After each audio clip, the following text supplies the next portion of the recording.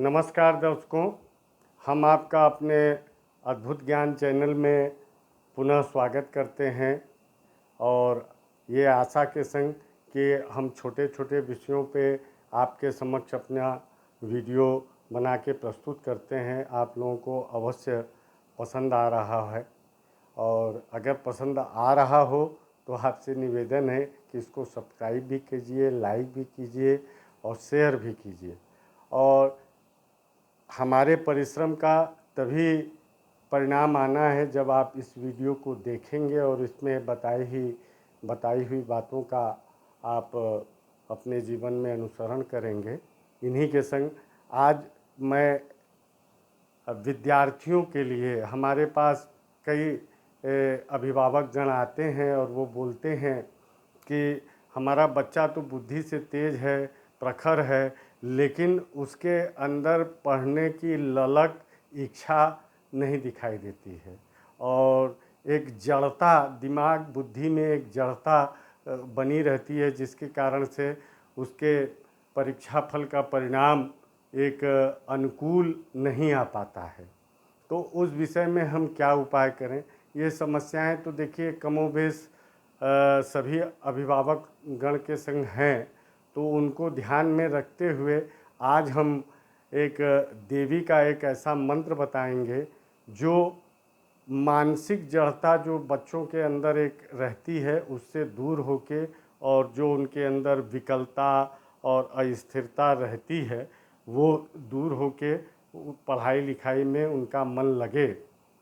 इसके संग हम अपने उन विद्यार्थियों को भी कुछ शास्त्र में वर्णित सूक्तियों को बताएंगे, सुनाएंगे, जिसको वो समझें कि विद्या कितनी आवश्यक जीवन के लिए है और विद्या धन से बड़ा इस संसार में कोई धन नहीं है।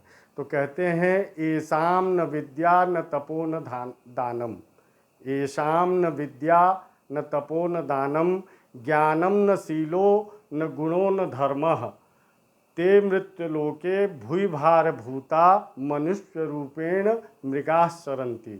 कहने का अर्थ ये है कि अगर किसी के पास विद्या नहीं है, तप नहीं है, दान नहीं है, ज्ञान नहीं है, शील नहीं है, धर्म नहीं है, तो उसको कहते हैं कि इस मृत्युलोक में वो एक भार के स्वरूप ही गिना जाता है और मनुष्य के रूप में वो एक मृग या पशु के समान विचरण करते हुए जीवन व्यतीत कर देता है और उसका जन्म ही निरर्थक होता है। इसी तरह विद्या की विशेषता क्या है? विद्या के लिए विशेषता, सबसे बड़ी विशेषता ये है कि विद्वान और राजा, इनका अगर आप फर्क निकालेंगे तो उसके लिए कहा जाता है कि राजा से भी अच्छी स्थिति विद्वान की होती है। वो कहते हैं कि स्वदेशे पूज्यते राजा, स्वयं अपने देश में राजा की पूजा होती है और विद्वान सर्वत्र पूजयेत। अगर कोई व्यक्ति विद्वान है तो दुनिया के किसी भी कोने में रहेगा, उसकी पूजा, उसका मान प्रतिष्ठा यथावत वृद्धि होती रहेगी। कहा जाता है कि विद्या मित्रम प्रवासेषु, अगर आप कहीं विदेश में हैं तो विद्या आपके मित्र की तरह आपका साथ देती है। और भार्या मित्रम गृहेषु च, पत्नी जो होती है वो घर की मित्र होती है। और व्याधि तस्या औषधम मित्रम, रोग व्याधि के लिए औषधि मित्र होता है। और धर्मो मित्रम मृतस्य च, धर्म मृत्यु के पश्चात काम आने वाली चीज़ है। कहा जाता है कि रूप यौवन संपन्ना विशाल कुल संभवा, विद्याहीनम न शोभन्ते निर्गंधा किंसुका इवह। अर्थ इसका ये होता है कि रूप मतलब सुंदरता कहिए, यौवन कहिए, विशाल कुल में आपने जन्म भी ले लिया है, लेकिन विद्याहीनम न शोभन्ते, विद्या से आप हीन हैं तो वो आप एक किस्म का एक लाल फूल देखने में बहुत सुंदर होता है, लेकिन सुगंध से विहीन होने के कारण उसकी उपयोगिता जीवन के किसी पक्ष में नहीं रहती है। कहने का अर्थ है कि अगर विद्या आपके पास नहीं है तो अच्छे कुल में भी जन्म लेके आपका जीवन व्यर्थ है। और विद्यार्थियों के लिए जो कहा गया है उसमें कहा यह गया है कि सुखार्थी तज्जते विद्याम। अगर सुख की कामना आप प्रारंभ में रखते हैं, अध्ययन काल में रखते हैं, तो विद्या आपको ग्रहण नहीं होगी।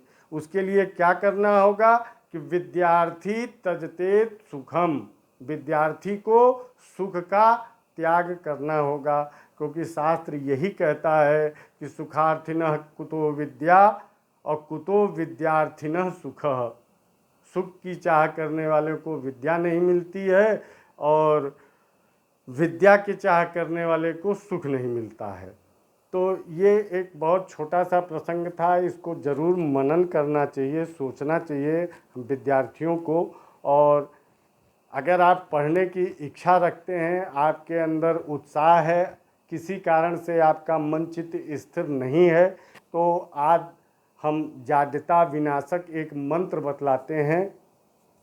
इसको आप यथासंभव जितना जप सकते हो प्रतिदिन की दिनचर्या में इसको जपना शुरू करें, और आप देखेंगे कि क्रमशः आपके अंदर स्फूर्ति और आपका स्मरण शक्ति, पढ़ने के प्रति रुझाव झुकाव ये बढ़ता जाएगा। और जिस लक्ष्य को निर्धारित करके आप अध्ययन कार्य करेंगे उसमें आपको 100% सफलता की पूर्ण संभावना है। तो हम अपने वीडियो के नीचे भी इस मंत्र को लिख के देंगे, लेकिन आप सुने और संभव हो तो इसको नोट कर लें।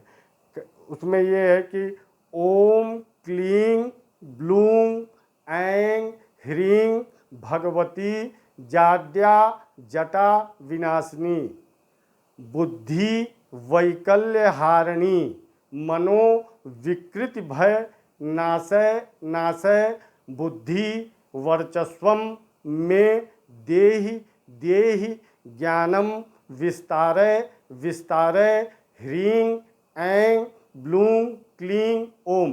पुनः आप इसको सुन लें। ओम क्लीं ब्लूं ऐं ह्रीं भगवती जाड्या जटा विनाशिनी बुद्धि वैकल्य हारिणी मनो विकृत भय नाशय नाशय बुद्धि वर्चस्वम में देहि देहि ज्ञानम विस्तारय विस्तारय ह्रीं ऐं ब्लूं क्लीं ओम। इस मंत्र का आप जब जो है स्फटिक के माला पे करें या रुद्राक्ष की माला पे करें, कम से कम 5 माला तो करने से अतिशीघ्र लाभ होगा। अन्यथा एक माला आप नियमित करें, और किसी कारण से स्वयं बालक करने में असक्षम हो और या अवस्था उसकी इस तरह के मंत्रों की जाप करने की न हो, तो इस मंत्र से आप जो है किसी ब्राह्मण के द्वारा इसकी पूरी संख्या तो 1.25 लाख की होती है, लेकिन आपकी अपनी सुविधा है, चौथाई करा लें, आधा करा लें या पूर्ण करा लें। और आप निश्चित मानिए कि इस उपाय को करने से आपके बच्चे का पढ़ाई में मन लगेगा और दिन प्रतिदिन उसको प्रज्ञा मेधा बुद्धि इसकी वृद्धि होगी। इसी के संग जय विश्वनाथ शुभकामना के साथ।